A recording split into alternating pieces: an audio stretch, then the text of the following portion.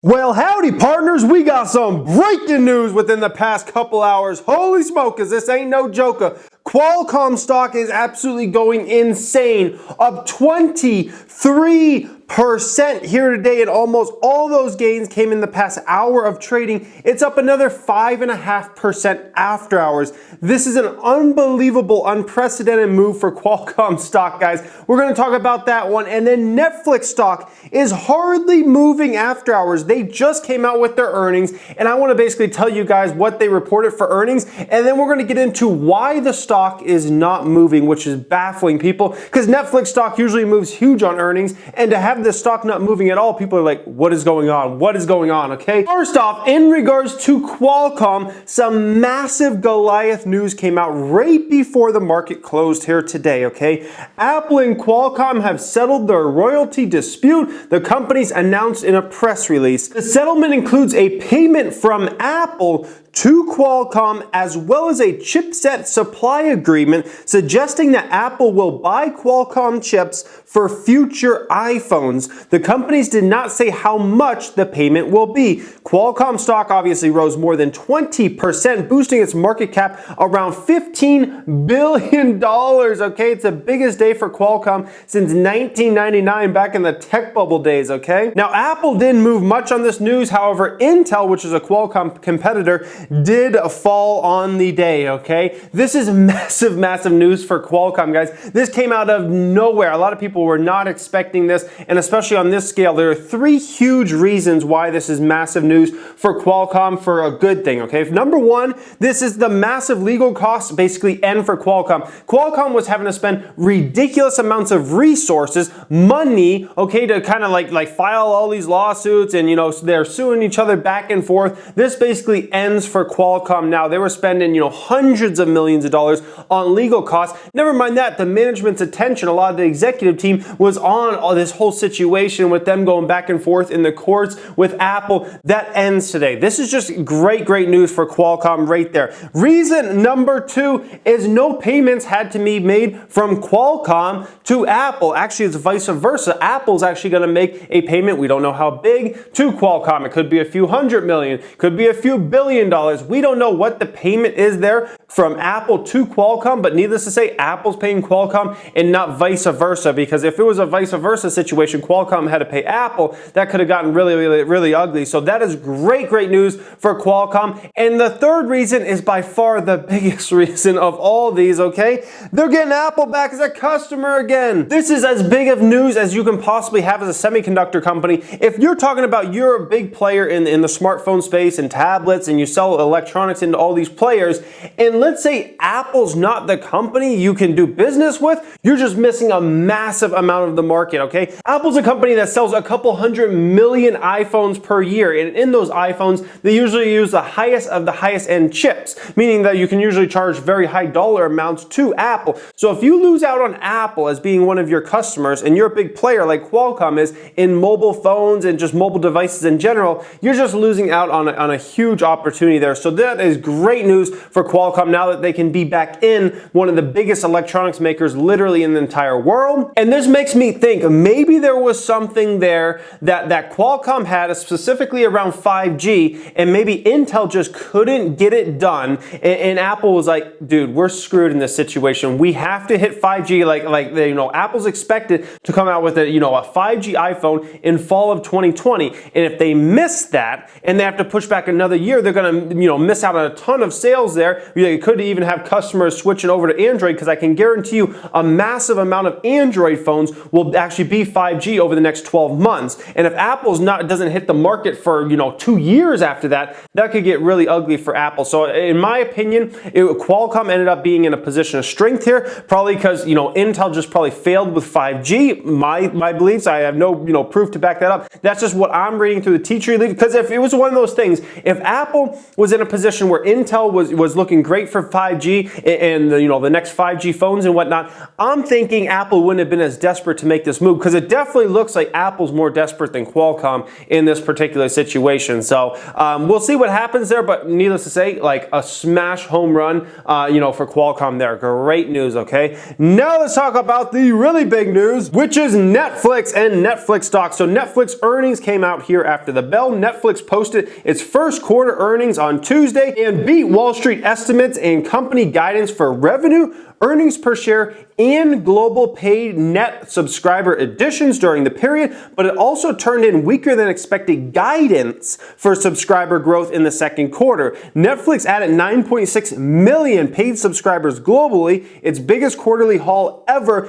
bringing it to nearly 149 million members worldwide. In the second quarter, it said it expects to add 5 million paid subscribers, about 1 million less than Wall Street estimated. So right off the bat there, that's obviously a very negative number there. You go from 9.5 to maybe only we hit 5, but it could be Netflix maybe sandbagging numbers. So then they come out next quarter and they do hit 6 million or maybe even 7 million. And it's like, whoa, we blew numbers away and whatnot. It could be Netflix sandbagging them there. But needless to say, like regardless, it seems like it will be not as good of a quarter this upcoming quarter as it was this past quarter, okay? In terms of all the numbers here, Q1 revenue came in at $4.52 billion versus Wall Street estimates of 4.51. So a very, very slight beat there, okay? Netflix had forecasted 4.49, so very, very slight beat on revenue.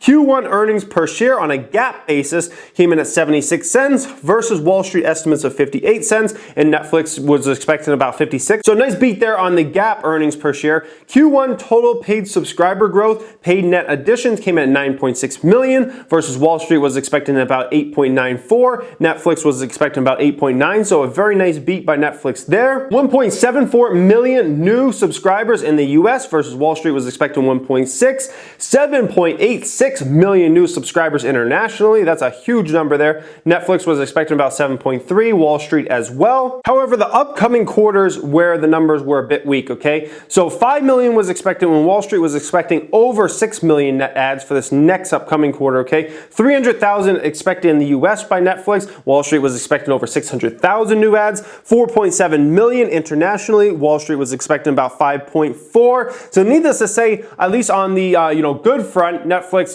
beat revenue, they beat EPS, and they beat this past quarter's subscriber additions. But next quarter they're expected to come way under what Wall Street was expected. But once again, let's go back to the stock price here. It is hardly moving after hours. We're looking at a stock price here that is down 0.8%, and this is mind blowing. People are like, why is this stock hardly moving? This is Netflix stock. They just reported earnings. This stock should be moving huge. A lot of folks that were playing options were expecting the stock to move at least 7-8% on this earnings, and then we have a move of less than 1%, and people are like blown away. Let's get into that now. So here's why Netflix stock is hardly moving here after the bell. The fact is, if you're looking at the bearish case around Netflix and you're looking at the bullish case, we're gonna see something here, okay? The bearish case, there are basically two reasons why you'd be very, very bearish on Netflix stock. There are two fundamental reasons, and everything else is just little stuff, okay? One is the competition is coming for Netflix, okay? But it hasn't come yet, okay?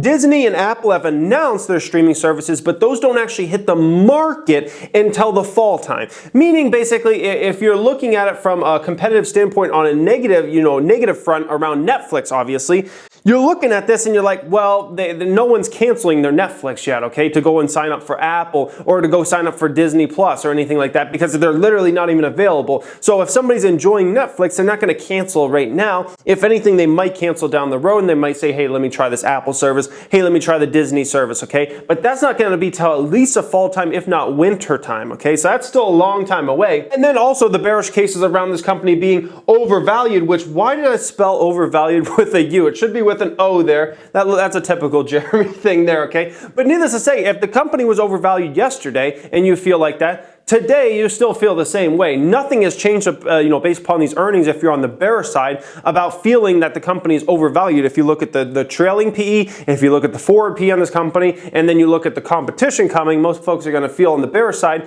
everything is still the same essentially. But on the bullish case, okay, a lot of people that are still bullish on Netflix are going to say competition is not going to have a negative effect on Netflix. People are still going to stay signed up for Netflix.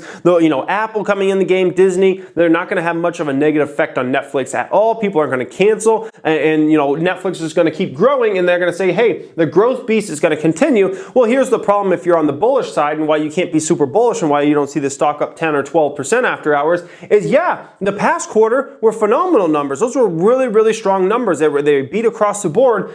But the next quarter, Netflix is obviously not, you know, is not expecting nearly as much. 5 million new subscriptions versus, you know, 6+ million was expected by Wall Street. That's a, you know, a 20+% difference there. That's a massive difference. So if you're on the bullish side, there's nothing that came out in these earnings that you can say, oh my gosh, this is great, because the competition still doesn't come. So you're not 100% sure yet if Netflix is not going to lose some customers to these other services. And then, yeah, the growth piece in the past quarter was true. The next quarter is not looking so good. And that, in my opinion, is why the stock is not moving after hours. I was thinking about possibly playing it for, you know, an options play, and I decided no. You know, I knew the earnings were coming out today. I was like, maybe I'll play it as an options play. Maybe the stock will move huge. And then the more I got to think about it, the more I was just like, there's nothing here on the bearish side or bullish side that's really going to make the stock move massively after hours or tomorrow or whatever, just for the mere fact that we're still going to see what happens with this competition game, okay? That has not come yet. That is not. Now, if Netflix is reporting great numbers all throughout next year,